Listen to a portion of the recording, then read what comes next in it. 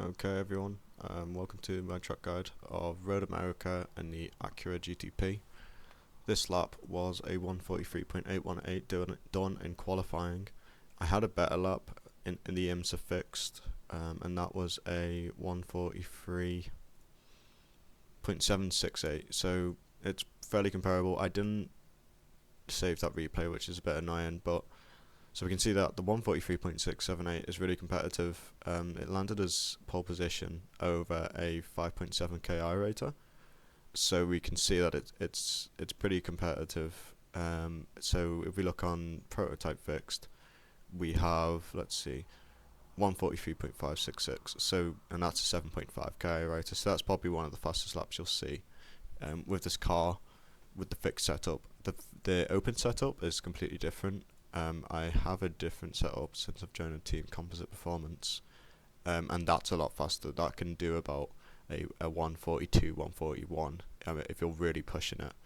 Max Verstappen did a 141.9, so yeah, it's pretty comparable. So we're coming into turn one. We're all flat. We brake just after these three cones, and I just mean a smidge after it. It's not much after it. And basically we shift down slowly into fourth, but we'll see how well I did it in this lap. And what we want to aim for is that when we shift into fourth, all four of these lights here are red. That's when you know that you've hooked up this corner perfectly. That's what Max Verstappen was doing. So we know that that's probably the way that we should do it if we were looking for extracting the maximum time. The way that I know because I was watching his onboard whilst he was in the IMSA lobby, which I was going to be in, but I had to go and eat. So we see we probably overslowed here, but let's look at the braking point in detail. Yeah, so we get on the brake just after we pass the second pair of cones, and we brake. It's quite a heavy brake initially, but we trail off pretty fast, and we just really want to get the nose down and planted into the corner so we can get the maximum rotation out of the car.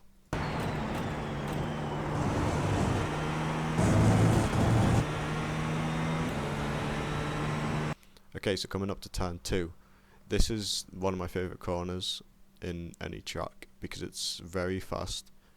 It rewards very good trail braking precision, and it really rewards your throttle timing as well. So what we're looking for here in this corner for the braking marker, we're looking for this one board, and it's basically as soon as this exits our screen, we start braking. We can brake really late for this corner, it seems like, because we can carry a lot of speed through it. So we want to brake, shift down into third, and we can get on the right hand side of this curb here to sort of open up the corner more. We want to open it up, and I'll walk you through the track limits. Actually, I should have done it on this first corner. I'm really bad at these. Okay, so we can't touch the gravel basically. So if we touch the gravel here, when this curb changes, we have an off track. So that's the track limit for that corner. So here's the braking marker, exactly this. So it's just after exits our screen, and we're going to shift down slowly into third.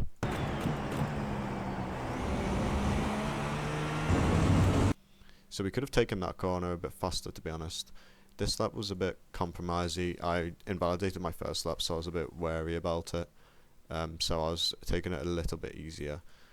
But it's still a pretty decent lap, to be honest. So the track limits here are kind of the same as the last corner. We can get really onto this curb here, but the thing is we don't want to cross this grass onto the change of the curb. If we do that, that's an invalidated lap. Boom, cut all that, shorten it as much as possible. So an interesting thing that I do is I cut this corner just a little bit and then straighten up the wheel, so then I'm all the way over to the right hand side. Some people just like to keep to the right hand side.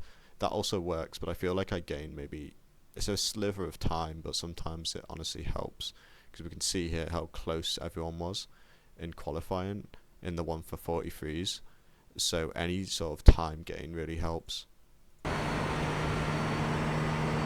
So we're looking for the 2 board here, and we brake just before. We could brake a little bit later here, to be honest, when we're literally at the 2 board, and that will gain you quite a lot of time. If you brake later here, you'll gain a lot of time because it's a heavy braking zone. So the later you brake, the more time you gain. But you need to also be careful because you want the corner to be balanced. You want the car to be balanced throughout this corner. If it's not balanced, you're going to lose too much time on exit. So it's the balance between a late brake and good exit. So brake, for 100% braking, shift down into second, we can get over to the right hand side. We can completely have our wheels off this curb. And then once we're off the curb, we sort of cross back in and we hit a nice apex. So this is the amount of grass that we want to take. Let's go into chopper view so we can see the exact amount of grass that I took. So it's only a little bit of grass, because if we take too much, the car sort of unsettles itself and it's going to kick the rear out. So not too much, but we can take a little bit, and that does gain a lot of time. I seen when I was racing my most recent race, someone was not cutting this enough, and every time I'd get into them on this corner, and I literally couldn't find the way past. I was a lot faster, but I couldn't find a way past. So yeah, I need to work on my racecraft, to be honest. So in second, we hit into quite a lot of traction control here, and we just want to run it all the way out onto this curb. Okay, so we brake when this bridge starts to hit our top of the windscreen. The bottom of the bridge hits the top of the windscreen, and we shift down into second, and you need to be wary of this crest here because the car becomes light. So what we do, we brake, release the pressure as we're going over the crest, and then trail brake off afterwards. We're in second at this point, by the way. Okay, so the track limit here as well it's kind of a common theme. If you touch the gravel here, it's an off track.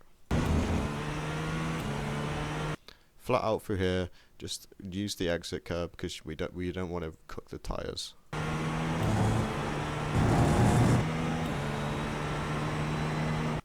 Okay, the braking marker here is the 2 board, and we shift down into second. The later you brake here, you can gain a lot of time, but we also want a nice corner exit because we have the long right-hander, which is yeah, it's pretty spicy, to be honest, to say the least. So in second, we hit the apex. We can take a little bit of grass here again, but just not too much, because otherwise we'll kick the rear out and then we'll really suffer on exit.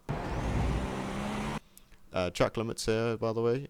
So this is a telling sign that I overslowed for this corner because I didn't forcefully use all the track limits. But the track limit is this gravel here. So we throw ourselves all the way over to the left. I could go a bit more than this, so we can start to see the amount of compromises I made to get this lap in. So it wasn't the greatest lap. So if I get a better lap, I'll post it up on YouTube. I won't do a track guide over. I'm just going to post it up as a hot lap. But we'll be in fourth at this point. We shift into fifth, and once we get into fifth, we sort of coast just a little bit. So depending on the conditions, we can coast, or we can still be on the throttle just a little bit. The better the conditions, or the better the setup, we can be more on the power during this lift phase. So what we do for this corner, let me gauge through it because this is a really tricky one. So we don't want to go all the way in. We don't want to hug the grass just yet. So we stay wide. Once we start lifting, we're going to gain rotation because the car is now slowing down. So if we think about our returning radius, if the car slows down, the turning radius becomes smaller. So then we naturally just drift we naturally just start hugging the inside of the corner more. Start putting your eyes up and start spotting your exit. You need to, the crucial thing about this corner is having your eyes up, look up into the exit of the corner. You're most likely going to have a lot of, if you get on the power too early, you'll have a lot of understeer here. I had a bit, as you can see, I didn't really come in enough. So it's a telltale sign that maybe I got on the power too early. So be wary of that. Track limits here are really lenient. We can get on the grass here a little bit, but not too much. So use the exit curb, use the entry curb, it's all flat.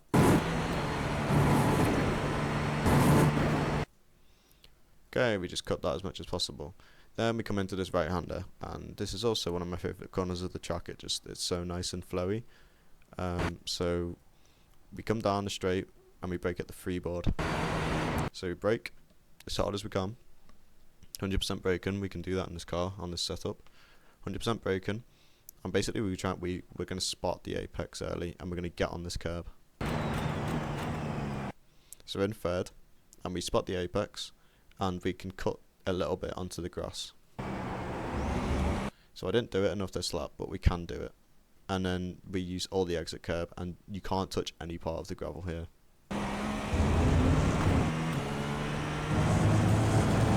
Flat out. Okay, so we start braking on the change of tarmac. As you can see, the shades are different. And we shift down into third, and basically we want to hit this. We want to spot the apex, look into the apex, and get on the power just before it. So the apex, and then we get on the power just before it, and get a really nice exit out of here. Track limits are it's pretty lenient as well. I'd say you can use the gravel, but not the grass. But I tend to say off the gravel here because the rear will kick out quite a lot. So yeah, I'd just say use all this exit curb.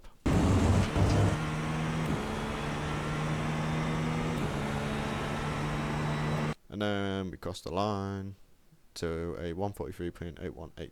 So let me replay that as a hot lap.